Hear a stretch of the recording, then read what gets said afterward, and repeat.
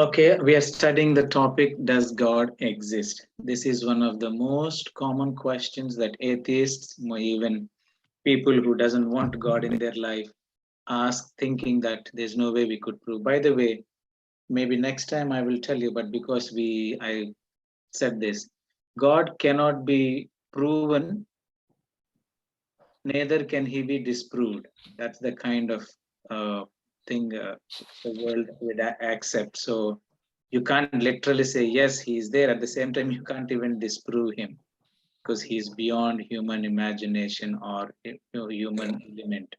But at the same time, we have enough evidence to show that God exists.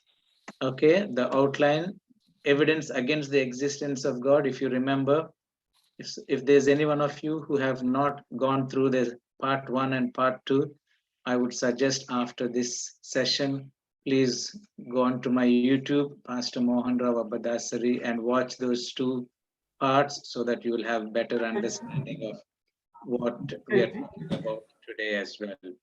So first part we studied against the existence, then is belief in God irrational. Today we will look at the arguments for the evidence of God. Next week, we will look at the biblical evidence. And very important question the following week, if God created the universe, then who created God? This is where most of the atheists argue about. So we'll look at that. And finally, there's so many gods. How can you say there's only one God? We will look at that as well. In the arguments against the existence of God, we looked at empirical, deductive, inductive, subjective arguments. Empirical, just for a minute. If God is there, why is there so much evil? If God is there, why is there so much pointless evil? If God is there, why is there so much inconsistency within the same religion or among the religions or among Christianity? So there's so many discrepancies that make people believe God is one. If God is real, how can there be differences among themselves? And if God is there, why is there so much of innocent lifestyle? All those kinds of things. Last week we looked at is belief in God irrational? Many think people who believe in God, they say they don't want to use their brains. They just want to hang on to something. But there's four possible questions or reality. Reality is an illusion. Reality is or was self-created. Reality is self-existent. Reality was created by something that is self-existent. Last week, we did look at all these four and come to conclusion. Reality must be created and it must be self-existent if it were to be believed on. Okay. Today, we will look at the evidence for God. This is not again from Bible. Next week will be biblical evidence. I'm trying not to put Bible in the first place so that we can first find out evidence through reasoning, rationalism, and then through the world around, so that finally when we come to Bible, we know why we believe in that. So when it comes to evidence for God, there are four major arguments. There are so many, but at least four major arguments for evidence. One is called ontological argument, which means the argument from being. The next is called teleological argument, which means the argument from design. You're gonna give him the water. The third one is called cosmological argument, that is the argument from the universe, cosmology. And finally, moral argument, that is the argument from moral order, moral order. So these are not biblical arguments, but these are generally accepted arguments in philosophy, in science, in any thought when we think of the world, the universe, and God, and supernatural power, all these things. These are the major four arguments. Let's see if God makes sense through these arguments. The first one is called ontological argument, or the argument from being. Now, this argument was coined by by Saint Anselm, Archbishop of Canterbury, in the 11th century. That's when this argument came into light. What it says is, this is an attempt to prove that God is a necessary being with every positive attribute, infinitely powerful, wise, and good. There is still much interest in it in even modern times. but we will go through it a bit more. What does Anselm come up with? Anselm defines God as being greater than which nothing can be thought. That means he says God must be something greater than, there's nothing else you can think beyond that. By greater, he meant more perfect, looking at the human life and all. However, if the object of this idea only existed in our mind, we could frame an idea of something superior to it. What does that mean? He's trying to say, okay, if God is greater than anything that you could think of, and God is someone whom we cannot see, have not seen, could it be that he's only existed in our mind, but in reality is not there? We could frame an idea of something superior to it because we haven't seen it. But going on to his conclusions, this being would be a being with all the perfections of the idea we had framed, but with the improvement of actually existing in reality. In other words, you frame in your mind that there is a supreme being who is good, who is perfect, who is holy, who is, I mean, your imagination can go to any extent because you want this being to be above human weaknesses, human character, something that you really idealize. So he's saying it is there. But if he only exists there and if he's not a real thing, it can't be. But he's saying if he's truly that perfect being that I picture in my mind, he must be also a reality. It therefore follows, according to this argument, that God must exist in reality. The concept of a most perfect being that we have must include real existence. That means, what's the point of thinking of such a being? You picture such a great being, perfect, powerful, whatever other things, but in reality, it's just an imagination. So he's saying it's good to think of a being who is beyond imagination, who is great, whatever you think, but if that being is not in real, then it cannot be. So he must exist in reality. That's what. So any conceptualization of a being greater than which nothing can be thought must include real existence as one of its qualities. Existence belongs to the nature of the most perfect being. So again, it's simply saying that he must exist if he's there. Next slide. So what by definition, God is by definition the greatest conceivable being. This is a philosophical and definition. Who is God? He by definition the most and the greatest conceivable being that you could even think of. God exists at least in the understanding. We understand this definition. That means though people have not seen, at least in some understanding, he God does exist. A God that existed in reality would be better than the one who existed merely in the understanding.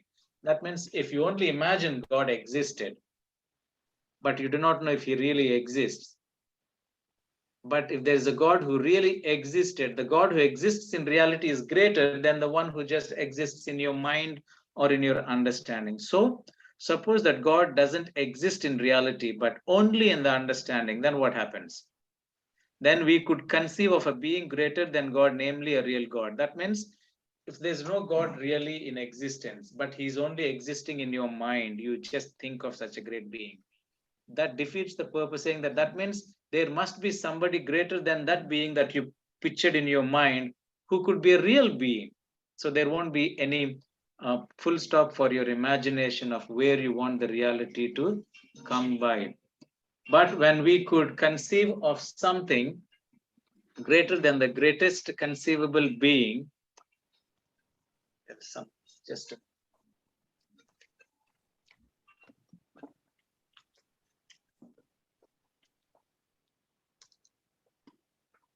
sorry about that. Okay. So, but then we could conceive of something greater than the greatest conceivable being from one, because God is the greatest conceivable being. Since that is contradictory, the supposition 4 must be false, because what 4 says? Suppose that God doesn't exist in reality. I don't know if you are understanding. This is a bit too much, but therefore God exists in reality as well as understanding. That means the conclusion of this philosophy is this: if you think of God being a great person, but he's only in your mind, in your understanding, he's not real, then it defeats the purpose of even thinking of a being. The fact that you're thinking there is a greater being and it is the laws of the nature, you see things exist, he must exist and he is. So he must be not only in your understanding, he must be real as well. That's the only way you can say God exists. Let me go a little more simplifying. It is possible that God exists, then it follows logically that God does exist. That means if you think there is a possibility God exists, then he must then he must be existing. Then they say God is maximally great being. In the light of philosophy and all, if you think of there is a God, he must be the maximum great being. Maximally means the highest that you could think of. That's the thing he must be. So if something were greater than God, then that being would be God. Why do they say God? If God exists, he must be maximally great being, because he's the highest. But if there is something higher than God, then that which is higher than God becomes the God, not this one, because he is not greater than the greatest that you could even imagine. So what are they saying? In order to be maximally great, a maximally great being would have to be all powerful, all knowing, and morally perfect in every possible world. That means the universe is too big. We don't know where God exists. Let's not, I'm telling, we're not talking about Bible now. So in some possible world, maybe God existing. If he exists, he must be maximally great. And what are some of the qualities? If he has to be maximally great, he must be all powerful, he must be knowing everything, and he must be morally perfect. That's what makes God God. So he must be existing somewhere with these qualities. So what does possible worlds mean? Um, possible world is a complete and consistent way the world is or could have been. I mean, in our mind, possible world, the world that is complete, or the world that we think is complete enough, we might have not seen it yet, or we are just in our mind, we think of that complete world. For example, unicorns do not exist in actual world, but it is possible that they could have in possible world. People come up with unicorns we have never seen. I don't know how they can, but because you could imagine anything, maybe they would have existed in some possible world. Just because you don't see now doesn't mean that they don't exist. That's the argument. Just because you don't see God doesn't mean he doesn't exist, because there are so many things that we don't see, and yet our mind says they might be existing. Another argument in that line: a married bachelor does not exist in any possible world. Why is that? Because the idea of a married bachelor is logically incoherent. If you're married, you're not a bachelor. You may say, well, I don't live with my wife, so I'm like a bachelor. No, bachelor means you're not married. Whether you live or not is a secondary thought. So it could not possibly exist. There's no way married bachelor would exist, because it doesn't logically agree with the definition itself. So that's what it means. So what are we saying then? It is possible that a maximally great being exists with, this is what the science or philosophy says, there is a possibility from this argument of being, he must is existing. A maximally great being exists in some possible world. If a maximally great being exists in some possible world, then it exists in the actual world. That means if this person exists in some possible world that I have not seen, I'm not aware of, there must be an evidence, or there then he must exist in actual world. Why? Because God is maximally great, all powerful, all knowing. He transcends time and space. So if you only confine him to some world, and he's only God of some place but not of the earth, then he can't be great. He can't be maximally great. So if your mind says there is a maximally great God existing in some possible world, and if you think that could be possible, then you must also think he must also be possible in actual world. Actual world means our world, which we can feel and see. That also must be a reality if that would be so. So that's what it means. So if a maximally great being exists in every possible world, then it exists in the actual world. I'm sorry, I put it twice. A maximally great being exists in the actual world. So that brings the conclusion. So he must exist in the actual world. So therefore, a maximally great being exists. That means he exists. I don't know if I've confused more than making it clarity, but the concept is the ontological argument, saying argument from being.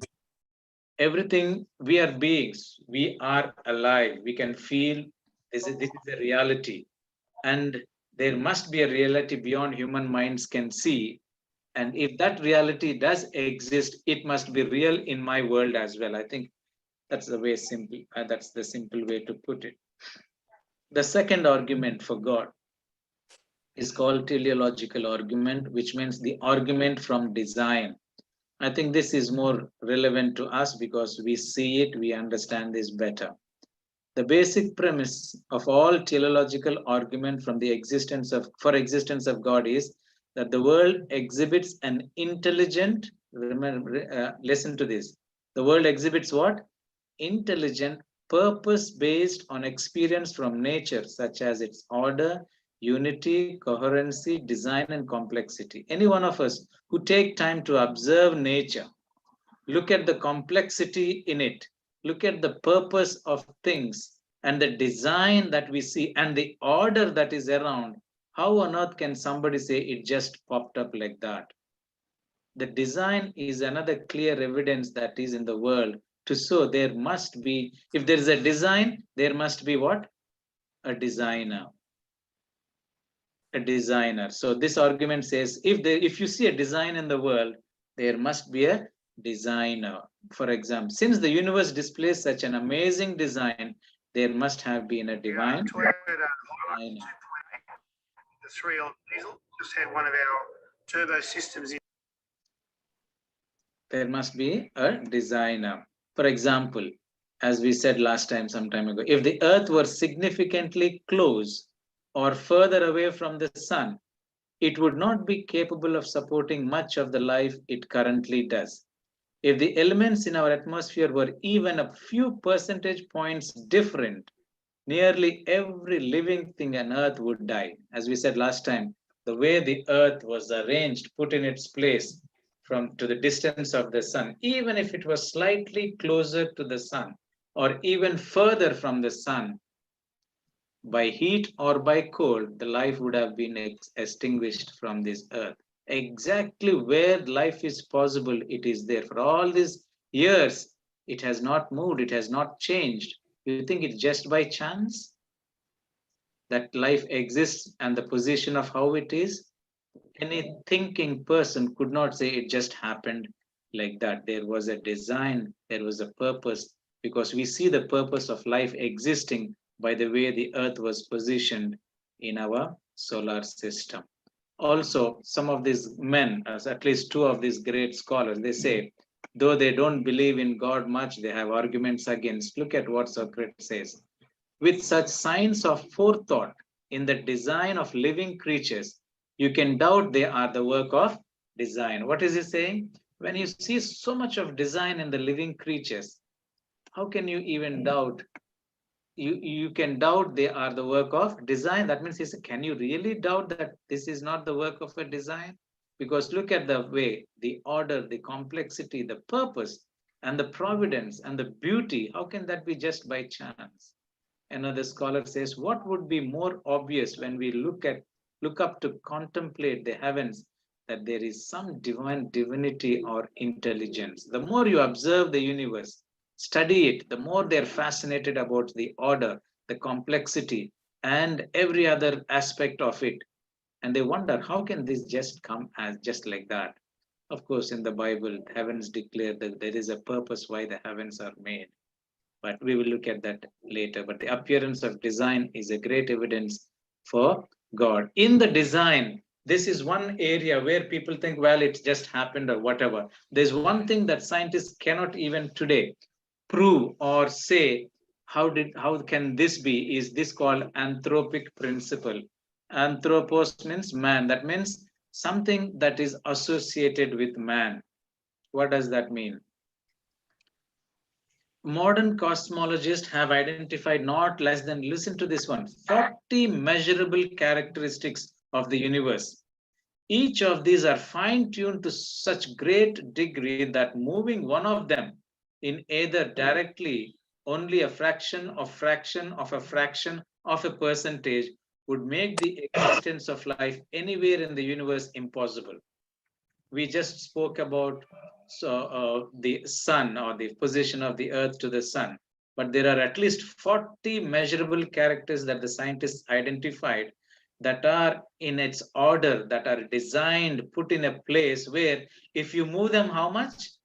Only a fraction of fraction of a fraction of a percentage. I don't know what that means. In other words, very slight movement, it says the life on the universe would be impossible.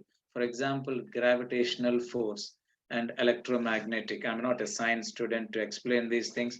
Maybe you should look at them and see how these two make a difference, if they were moved or they are changed from their composition or whatever. So these are two just examples of 40 things that the scientists identified that says that, there is a purpose attached. The conclusion of modern cosmology is that the universe, look at what they concluded after studying these 40 measurable characters. Their conclusion is, the conclusion of modern cosmology is that the universe appears to have had man in mind. That means when this universe came into existence, it looks like the life of man was in mind, because every measurable 40 of these things are there to support man's life, to promote man's habitation on this planet. It looks like that the whole universe is set up on anthropic principle. That means purpose for man, for existence for man. That's what they concluded, because they can't even find how it could be just random like that. Now, of course, in the Bible, it says, look at this is an amazing text. For thus says the Lord God, who created the heavens, who is God, who formed the earth and made it, who has established it. Look at it, says next part, who did not create in vain. According to evolution theory or Darwinian theory, how did the world come into existence? Just like that. There's no purpose attached, there's no meaning, it just happened. But look at what the Bible says. Did God just create it for the sake of creation, just for fun? No, look at what the scripture says, who did not create it in vain. That means there was a purpose why he created, who formed it to be what? Inhabited, so that it could be habited. I am the Lord and there is no other. Next week we will see more of this evidence, but just to give a bit of a thrust to what the philosophy or the science are saying, you can find the answer. Now, we all know this man, this book, The God Delusion. I'm sure people who read it believed so much. People who had a Christian background also left faith reading him. But if you read that book closely and try to critique what he actually means by what he says, you will be shocked. Some of the things that he said, it doesn't make sense. And yet people believe, because it's easy to get rid of God than to believe and be held. So a few things that he said, maybe let's look at. On his book, God Delusion, page 57 and 157 and 58, Richard Dawkins encapsulates the central argument of his book in 6 points. We're not going to put all this as he said, but just for argument, what actually he means. Look at one of his statements. One of the greatest challenges to the human intellect over the centuries has been to explain how the complex, improbable appearance of design in the universe arises. So what is he saying? One thing that he is still puzzled, how did this complexity of design come into existence? He doesn't answer that, but he poses that question. The natural temptation. So how do you answer this? So he says the natural temptation to answer that is to attribute the appearance of design to an actual design itself. In the case of man-made artifacts such as watch, the designer really was an intelligent engineer. So in other words, he's trying to compare the universe design with a man-made, for example, watch. Saying all of us have watch. Watch is designed by a designer. But he's saying you can't use that argument for the world. Look at what he says. It is tempting to apply the same logic to an eye or a wing. a spider or a person. He's saying, I'm tempted to give the same argument for the things I see, but he doesn't want to, because if he does it, then he has to accept there is a designer. So he says it can. Then he actually gives a reason why he is not tempted to give the same logic that there is a designer behind a watch that is designed. He gives a reason. Look at this. The temptation is a false one. Why? Because the designer hypothesis immediately raises the larger problem of who designed the designer. Why he is not allowing to allow, or why he is not willing to give the same argument that there's a designer behind a watch to the eye, to the human, or to the universe? Because when he says there's a designer behind the design, he could feel the designer, he could see the designer. Okay, that is man. But if he puts the same logic to the design, that there is a designer behind the universe who created my eye and all these complexities, then he's tempted to ask who created the designer. When it comes to human design, if suppose this watch is made by me, there's a designer called Mohan. And you can't stop there. Who created Mohan? There's his father, there is his grandfather, great great grandfather. So there is a tangible evidence of a designer that you could say in the design that man made. But he says when it comes to God, you can't say that. If you say God is the one who designed, then who designed God? And if you ask that question, he says there's no answer. So therefore, I don't want to use that logic that there is a designer behind a design. Some more Darwinian evolution. He also advocates for Darwinian evolution, which later time we will study that in detail as well. After we complete this, we will look at creation versus evolution and look at those facts as well. Darwinian evolution by natural selection offers the greatest, most powerful explanatory scope so far discovered in the biological science. Look at he has some issues with Darwinian theory, but in one area he is not questioning is that when it comes to biological science, Darwinian theory is basically based on biological science. Darwinian observed. I will talk about Darwinian when it comes to creationism. He observed. He's a biology student, traveled so many countries, observed species before he made his conclusions, and most of his conclusions seems to be accurate when it comes to the scientific evidence. So he says it is possible for Darwinian theory because discovery is through the biological. Darwin and his success have shown how living creatures with their spectacular statistical improbability and appearance of design have evolved by slow. What was their outcome? All this design, everything took place by how? By slow, gradual degrees from simple beginnings. We can now safely say that the illusion of design in living creatures is just that, it's an illusion. Why it's an illusion? It's a belief that you have to accept because there's nothing beyond that. You have to hold on to something. Actually, commenting on this, one of the Christian defenders of truth said, if even the Darwinian evolution, if you think like that, what is their main premise? Things evolved by slow, gradually through degrees, and then formed, and then whatever we think of. For example, is there anything that you can, one of the scholars says, for example, take some metal or take anything that you find, put it in your garage, put it in your garage for, just give me a second.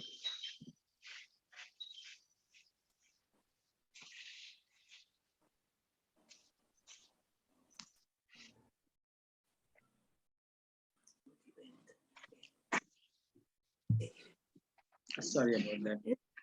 So this scholar says, suppose you have a garage at home. You throw some stuff. Mostly garages are used to leave stuff that we don't usually use. Not everybody, but at least people like me. Leave some rubbish there, things that you don't. And maybe leave it for how many years, as the science thinks that there's millions of years, whatever time, whatever time. Can anybody in their right mind imagine all the metal that you threw there, all unnecessary things, after gradual slow process, they have become a beautiful car, or they have become some kind of something that is useful for man? He says anybody in their right mind could not even imagine that all the rubbish have turned out to be a beautiful car with the engine, with oil, with switch, and all things, gears, and the speed limits, and all kinds of gadgets. Can you even imagine? You leave your garage with all your junk, and after some thousands or millions of years, that just comes up like a car that you can drive that has some purpose. No, man have, at least from the time that we know, at least from biblical times, at least we know 6,000 years, this, anything that evolved, that people can say yes, something did come out through gradual process. No, when we look at creation, Darwinian theory, we look at the years of why they speak of millions of years. But for now, it is not possible. So what he says, so we don't yet have an equivalent, well-grounded.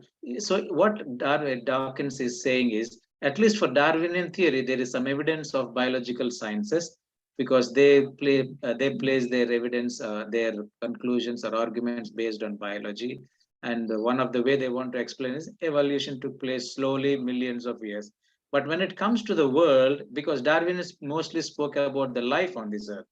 Now, Richard Dawkins is saying, when it comes to the physical world, he says such an argument you can't even put it here. Look at how he's trying to dodge out. For design, he doesn't want to believe there's a designer. Even for Darwinian theory, he says that is only possible only through biological science. But when it comes to this metaphysical world, you can't apply the same logic, he says. Why? We don't yet have an equivalent, well-grounded explanatory model for physics. Some kind of multiverse theory could, in principle, do for physics the same explanatory work as Darwinian does for biology. This kind of explanation is superficially less satisfying than the biological version of Darwinianism. He's saying there must be some explanation for this physical world, but he's saying, what is he saying? It may be superficial, less satisfying, because the evidence is not as good as the Darwinian theory, because it makes heavier demands on luck. Look what he's saying. But the anthropic principle entitles us to postulate for more luck than our limited human intuition is comfortable with. In other words, he's saying, I can't understand. Because the anthropic principle is what? Everything that God created seems to have, everything that is existing, the universe seems to have man in mind. The sun, the moon, the stars, the air, the oxygen, the universe, the earth. It is, so he's saying he can't explain, but that doesn't mean there is no explanation. But as of now, there's no explanation. You just have to believe. So we should not give up the hope. So look at his conclusions. We should not give up the hope of a well-grounded explanatory model arising in physics, something as powerful as Darwinism is for biology. In other words, he's hoping that there will be some well-grounded explanation, just like Darwin, how he used biology to prove the Darwinian theory. So he's saying, hoping that there will be some explanation. But even in the absence of a strongly satisfying model to match the biological one, the relatively weak models we have at present are, when abetted by the anthropic principle, self-evidently better than the self-defeating God hypothesis of an intelligent desire. Finally, that's his conclusion. In other words, even if there is a weak argument for the existence of this universe, which you can't prove, which doesn't make sense, it is better than believing in a God who has designed this world. That's what he says. Because his main argument for God is, if you say God is the one who designed this world, then who designed God? Which we will study not next week, the following week. So that's why his conclusion says, though he can't give an answer, but he doesn't want to believe there's a designer behind the design. He acknowledges there's a design. He acknowledges that the design has a purpose in mind, that is for the making the life of man. Yet he can't explain it, but at the same time, he doesn't want to believe there's a designer behind this. Now, Darwin himself, in spite of all the scientific evidence, biological evidence, and he brought about some of his conclusions. Look at one of his very striking statement. To suppose that the eye, with all its inimitable contrivances, could have been formed by natural selection, that is evolution, seems, I freely confess, absurd in the highest degree. So that means when he actually understood how complicated the eye is, how complex the eye is, how much intricacies it has. I mean, when you study the eye, he's amazed of its complexity. And his conclusion is, if you just say that it just formed by itself, he says that kind of an understanding is what he freely confesses it's absurd in the highest degree. He can't believe that could happen. And yet he made some conclusions. So teleological design, what are we saying? Atheist objects. For example, if you're an atheist, why do people seeing the design and yet they still deny? The argument from design suffers from the complaint that while the world is phenomenal, it is fraught with inexplicable natural catastrophes, from typhoons to tornadoes, sinkholes to tsunamis, which an atheist will use to point out that the world is not perfect. If you say there is God, He is all powerful, perfect, good, created, He is the designer. But what about the things that you see in the world that are chaotic? As much as there is evidence for design, there is also evidence for the chaos. Look at the kind of natural disasters that destroy human life. How on earth can you say there is a designer? Do you then say these are the designs of God? How can you define? So there must have been no God. They accept there is design, but they also say within the design there is also chaos.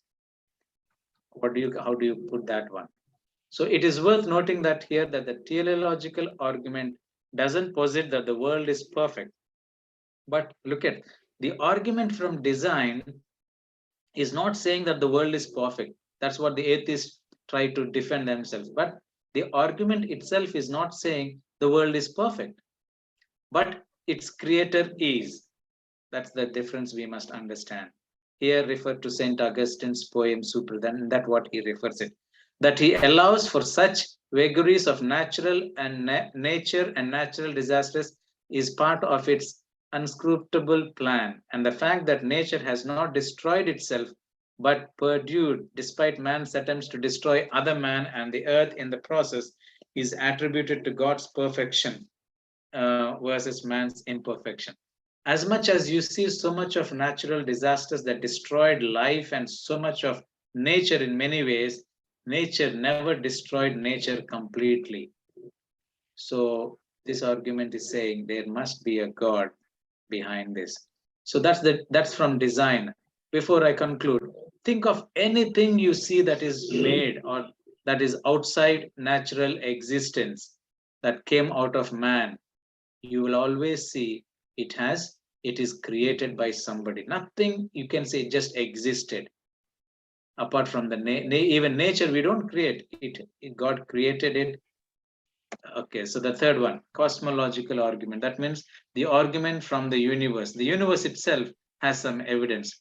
Every effect must have a cause. That's the scientific theory. This universe and everything in it is an effect. That means whatever you see is an effect of something that caused it. There must be something that caused everything to come into existence. Ultimately, there must be something uncaused in order to cause everything else to come into existence. That uncaused cause is God. That means the science believe for every effect there is a cause. Without a cause, there is no effect. And if you ask something caused it, and if you there is something that must be the cause of everything that existed, then which caused, it's almost like if God created the world, who created God? So in scientific terms, we're asking what is the cause? If you say there is a cause that created everything, that brought everything into effect, then the question is infinite. Where will you stop asking what is the cause for that cause? What is the cause for that cause? So in order to make it more relevant, this statement is in order to cause everything else to come into existence, there must be something called uncaused, because only and then you can stop asking the question what caused the cause, what caused the cause. And this argument says that uncaused thing that caused everything is God, must be God. Now, in order to understand why we say there must be an uncaused thing to cause something, we must ask these questions. Why is there something rather than nothing? Why is there universe in why is there universe at all first in the first place? This is based on the idea of causation. When you ask why is there something rather than nothing, then it gives you a reason as to ask what caused it, why, what is the reason, the law of cause and effect. Example, what caused your parents? Then you say your parents, grandparents. What caused your great parents? Then the cycle goes on, the chain goes on. Where will you end it? Parents, where will you end it?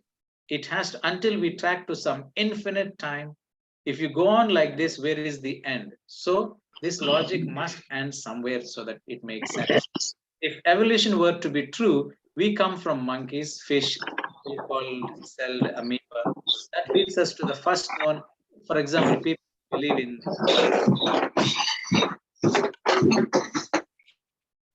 thank you.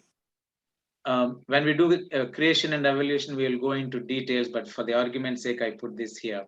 If you believe in evolution, that we came from monkeys, and if you go to even before monkeys, single cell amoeba, and even before you go, we come to the Big Bang theory. Now, the question is, then the question arises, what caused the Big Bang?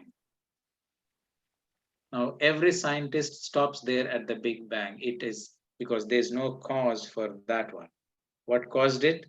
We will study when it comes to creation, but as of now, there's no explanation to it. If we rejected infinite regression, that means universe always existed. The chain of events can't go on forever. Instead, there must be a first cause which cannot be part of the universe. That means if you think of there is a cause for everything, there must be a first cause that is not part of the universe that can make the universe. For example, man, whatever you make on this earth, you must be a part of it. There's no way man can go out of the earth to make something in the earth. Impossible. Only a person who transcends beyond time and space can do that. So this argument says there must be a first cause that cannot be a part of the universe. If you create a universe, you can't be in the universe and create the universe. Was it Archimedes who said, if you take me outside the earth and make me stand somewhere, I can weigh the earth and tell you what is the weight of the earth? Not possible. How can you go out of the earth and try to weigh the earth? I don't know. Anyway, similar like that. So it is not part of the universe, then it must so it must be not part of the world or universe. If it is not part of the universe, then it must not be physical. Why? Not time bound, not caused. Anything that's not part of the world must not be limited to time because it's not part of the world. Imagine if you are in the world, creating something in the world, but you don't belong to the world, the earth, I mean, then you cannot be a physical because you can't see anything physical as big as the earth. It's not even time bound, nor even it caused in the earth. It must be caused outside the cause that has happened. So if it is not physical, then it must be spiritual. There's only two realms, physical and spiritual. If it can't be physical because universe is so big, there's can't be something that is bigger than the universe. So in physical terms, so it is not physical. Then because only two realms exist, physical and spiritual, then it must be spiritual. If it is not time bound, then it must be eternal. If this thing that is the cause for the entire universe is not time bound, because the time is not limited to this thing, then if it is not time bound, then it is eternal. If it is not caused, then it must be necessary, uncaused. Therefore, the first cause, this eternal, this spiritual, this is which is not time bound, this which is not caused, the world doesn't know what it could be. They have no explanation, but as believing believers, we know all those things fit into God. God is not physical. God is not bound by earth or sky or planet or solar system or nothing. He's beyond. God is not bound by time. God is not bound by any cause that we will study in 2 weeks' time. So they may not call it God, but we call that thing which is spiritual, which is not bound by time, which is not caused, can be clearly attributed to what we call God, who is the cause for the entire universe. Look at this scholar who says there are things that are in motion, that are caused or contingent. Contingent means their existence depended on something else. These things require something else to move, cause, create them, and so on.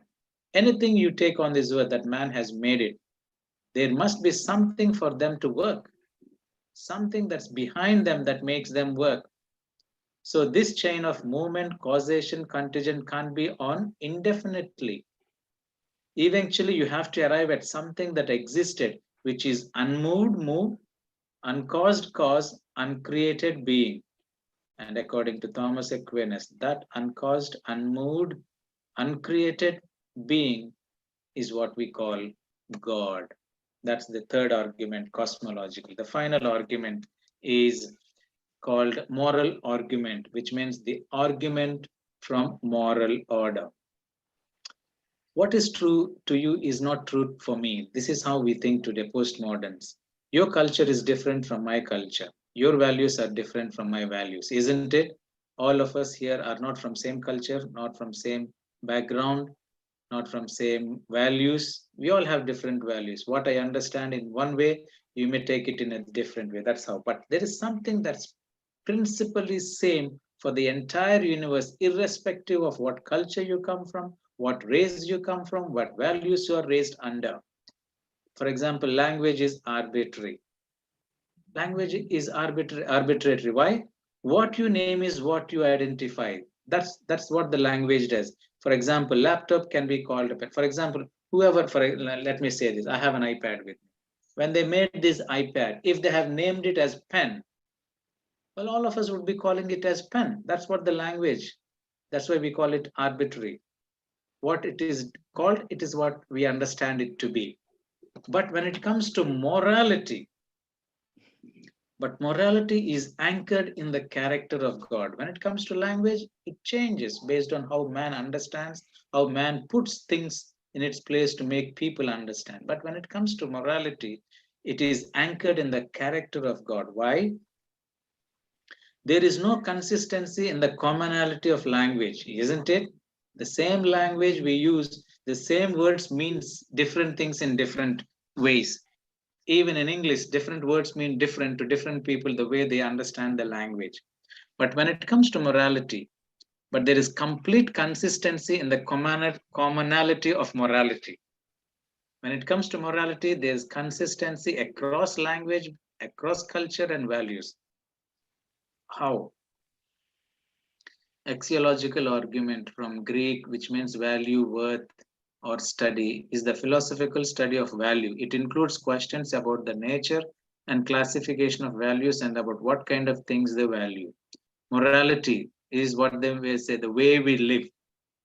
Every culture throughout history has had some form of law, no matter whether it is written or not written. You cannot find any culture, any race, any tribe, any people who say they have no law at all. It may not be written, but there are some laws that govern their lifestyle, no matter how primitive they are and they seem to be. For example, everyone has a sense of right and wrong. That's why we call it moral law. Murder. Which community would accept murder? Which tribe, which value people, or whatever, which lying, stealing, and immorality, as much as the morality of people is diminishing now, and all sorts of laws are coming. But still, the basic principle of morality, you cannot attack, you cannot change, because that is almost like put into human life, the moral value. For example, few things is said: murder, lying, stealing, and immorality are rejected almost universally. You can't accept them.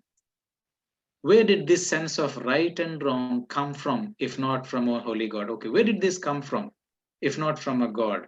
If the world is the world that we existed, if we believe in evolution, it happened by chance. Can you think of something that man made that has no purpose attached to it, that has no meaning to why he made. Think of something that man made, that he just made for the sake of fun, that it has no meaning. I'm wearing my shirt. When man thought of making a shirt, he had a purpose to cover the nakedness of man. I'm wearing glasses. When they thought of making these glasses, it is to enhance my sight. When the watch is made, it enhance my time sense. Whatever you see, anything that you see around you that has been made by man, you will always see not only there is a designer, which is a man, but there's a purpose for which that has been made. Nothing came into existence by chance and has no purpose. So morality is saying, where did this sense of right and wrong came? If you believe in evolution, then you can't believe in morality because there is no purpose. No scientist will say Big Bang has a purpose. It just happened. Now, 10 commandments, what we actually believe. As believing Christians, let's get this clear. They are commandments, they are not options. And they are across all cultures. Nobody will deny any of them. Sabbath, of course, holy time, people may Sunday, people may Saturday, that's different. But the laws that govern human life, nobody would deny. They may not like them, but they are the principles that are a moral law that came from God. So morality can only be explained in the context of God and his character. There's no other way. The only way to explain the purpose of the shirt that I'm wearing is only in the context of a designer that was behind this. Otherwise, you just can't take up and don't know what it is, who made it, why they made it, if you don't know what it is and who is it who made it. So that's the argument.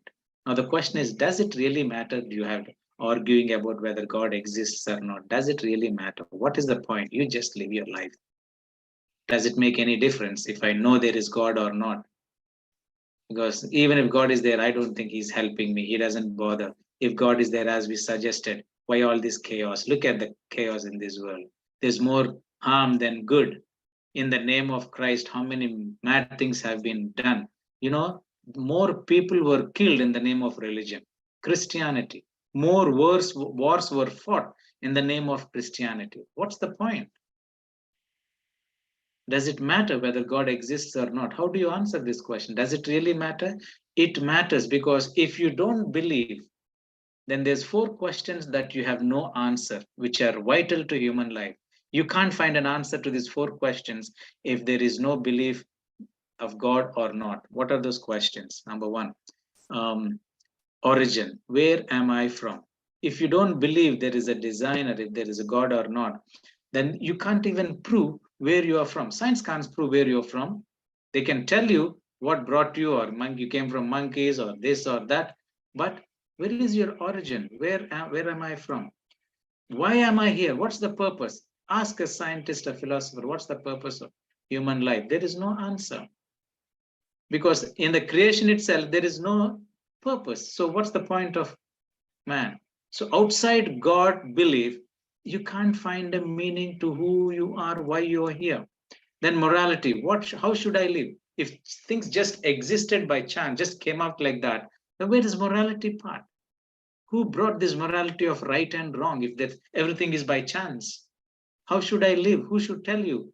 When there is no origin and meaning to life, who even there to tell you how you should live? And final question, what is your destiny? This is key to us as Christians. Where am I going? Ask a scientist or a philosopher who is an atheist who believes in evolution. What is the destiny of man? Find out what the answer they would be giving. Ask these 4 questions and try to get an answer from them and see if they really make sense of these questions. You can only answer these 4 questions and find a purpose and meaning to human life only when there is a belief of a God. So we have seen 4: ontological, teleological, and cosmological and moral. These are the only way that can make sense of understanding God. Next week we come here. Finally, we will look at what actually Bible says. Let me make this statement. Bible doesn't prove there is God. But at the same time, Bible doesn't also prove that there is no God. We have to find the evidence as it is in the way we can understand this supernatural being. We will look at that next week.